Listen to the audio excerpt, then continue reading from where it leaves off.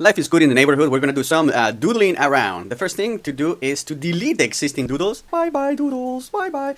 And now I came up with a fantastic concept to explain you what it takes for people to buy, right? And the whole idea here is that people very unlikely going to buy the first time that they interact with you, right? Because people only buy when they trust you, right? Trust is the key word.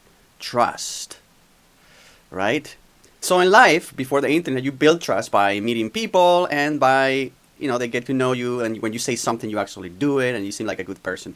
Nowadays, a lot of the trust is not done face to face, it's done online. And when people are going to buy, they want to make sure that they can trust you. This takes time as well online, right? So I came up with a concept here, which I'm going to share with you, which is, let's imagine we have a little chart here, right? A little diagram. And on the y-axis, we got trust. And on the x-axis, we have time, right? So typically an individual will start, the very first moment they know you, well, the trust is very low because they don't know anything about you.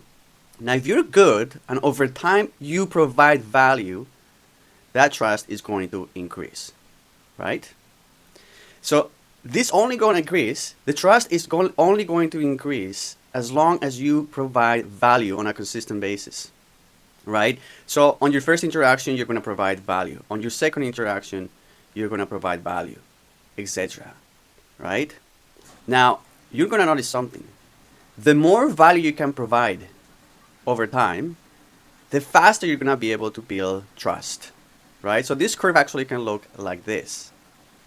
If you provide more value over time, right? So here I'm providing more value, more consistently and more often, right? There is a point that people will be okay to buy from you, right? And that is a threshold. And I can hear completely clearly my laundry being made right now. It's just a really interesting background sound for you. I'm being productive. My laundry, my clothes are being cleaned because tomorrow I'm going to go to Ojai, California. Anyways, so there is a point here that once you reach a certain amount of trust, right? Let's say this amount of trust amount A, that's the amount of trust the average person or prospect needs to have in order to buy from you. So once they reach this amount of trust, they'll be able to buy from you. Now, if you provide a lot of value fast, guess what?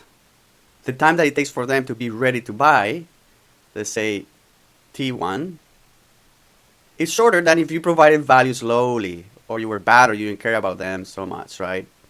Right? So that would be T1, and this would be T2.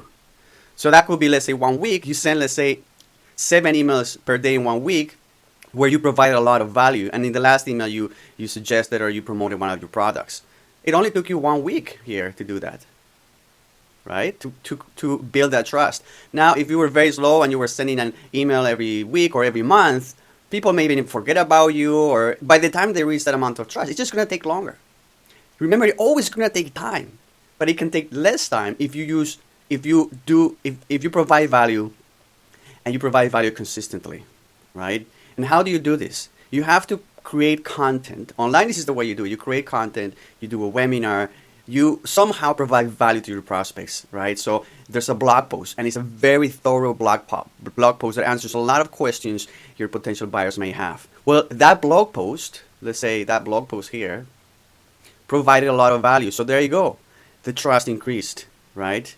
Now, if you provided value later on, well, the trust increased, but it will increase later, right? Now, let's say they watch a video on YouTube that you're like, wow, this is again the same guy, and now he's making a video. So it's the second time they interacted with you, and it didn't take that long, and suddenly they trust you more.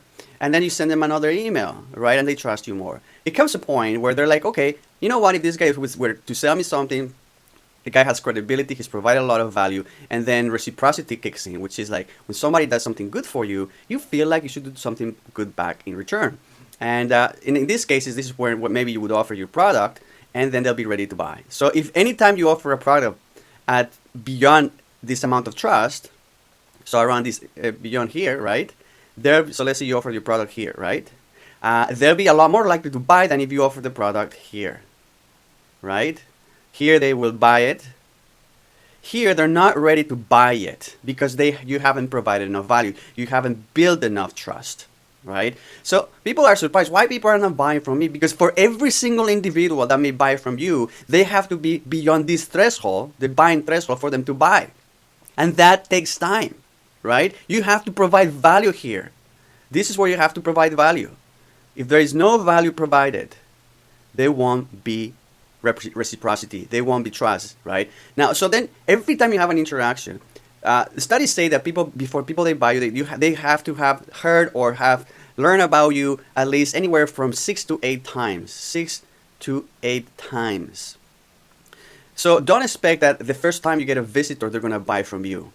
If it's this the 6th or 8th time they've heard about your message, and you, on all of those interactions, you provided value.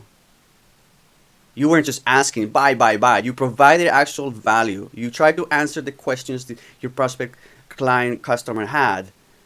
If you did this for at least 8 times before you asked them to buy something from you, then you reach that threshold point. Let's call it A. This is the threshold point where your prospect buyer now is ready to buy. This is the zone.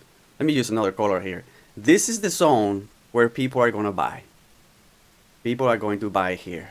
Here, below here, this is a no buy. So you have to bring people's trust from 0 to the buy zone, and you do this by providing value. The more value you can provide over time, the better. So there you go.